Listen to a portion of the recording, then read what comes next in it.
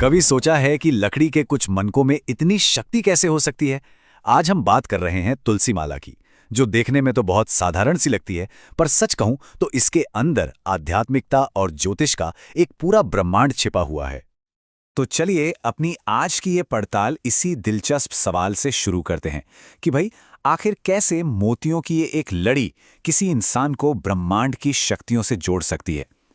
इसका जवाब पता है, इसकी कई परतों में छिपा है और हम एक एक करके उन परतों को खोलेंगे। तो सबसे पहले ये समझ लेते हैं कि आखिर ये तुलसी माला है क्या। ये जैसा कि हम सब जानते हैं, पवित्र तुलसी के पौधे की लकड़ी से बनी एक जपमाला है। लेकिन सनातन धर्म में ये सिर्फ एक माला या आभूषण नहीं है।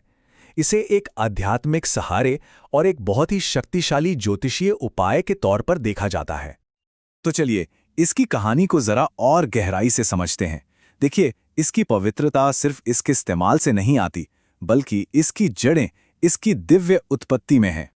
ये जानना बहुत दिलचस्प है कि तुलसी कोई आम पौधा नहीं है।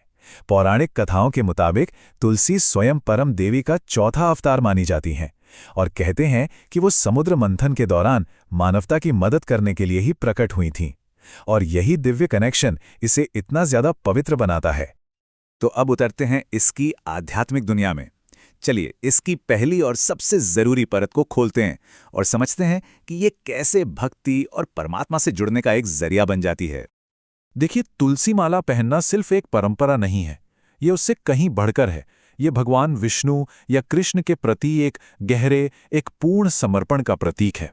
वैष्णव परंपरा में तो ये भक्त की एक पहचान है, एक निशानी जो उसके परमात्मा से सीधे जुड़ाव को दिखाती है। तो सवाल ये है कि ये आध्यात्मिक साधना में मदद कैसे करती है। ये भक्ति को और गहरा बनाती है। मंत्र जाप के समय मन को भटकने से रोककर एक जगह टिकाती है। ये शरीर और आत्मा दोनों की शुद्धि करती है।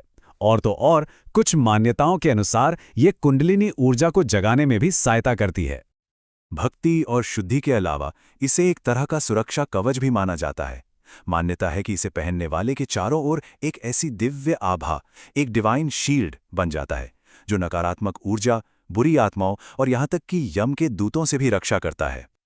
अच्छा, एक और मजेदार बात, तुलसी माला भी एक जैसी नहीं होती। ये दो तरह की होती हैं।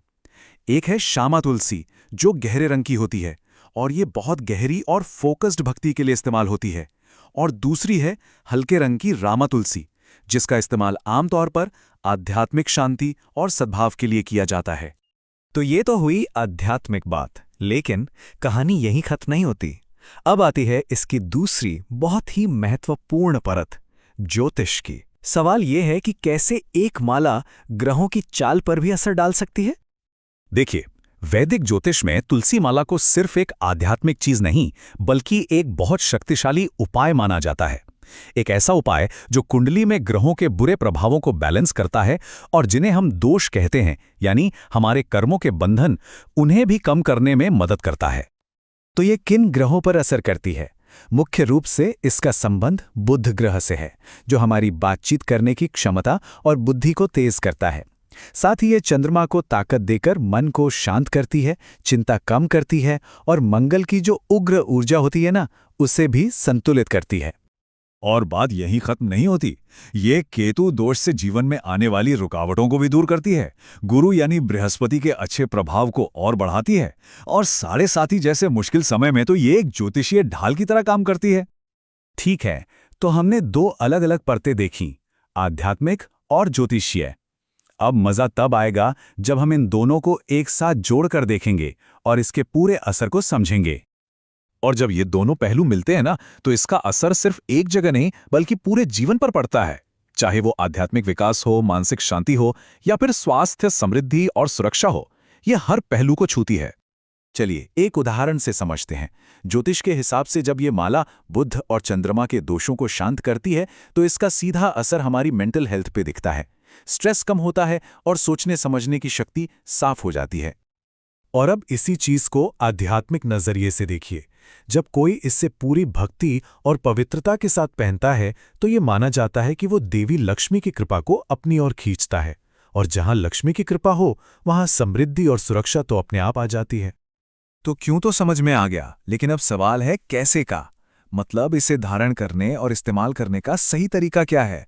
क्या कोई भी इसे पहन सकता है? यहाँ कुछ बातें गांठ बांध लेने वाली हैं। पहली, हमेशा असली माला लें। असली तुलसी पानी में डूब जाती है। दूसरी, पहनने से पहले इसे विष्णु मंत्रों से सिद्ध या ऊर्जान्वित करना बहुत जरूरी है। तीसरी, इसे हमेशा पवित्रता के साथ स्नान करने के बाद ही पहनें। और सबसे जरूरी बात, ये बहुत व्यक्तिगत होती है, इसलिए अपनी माला कभी किसी के साथ शेयर ना करें। तो घूम फिरकर हम फिर से अपने मूल सवाल पर आते हैं कि तुलसी माला आखिर है क्या? क्या यह सिर्फ भक्ति का एक प्रतीक है, या ग्रहों को साधने वाला एक ज्योतिषीय टूल, या फिर शायद ये एक आईना है जो हमें हमारे ही भीतर छुपी दिव्यता की याद दिलाता है? इसका जवाब शायद हर किसी के लिए अलग है और हमें खुद ही खोजना है।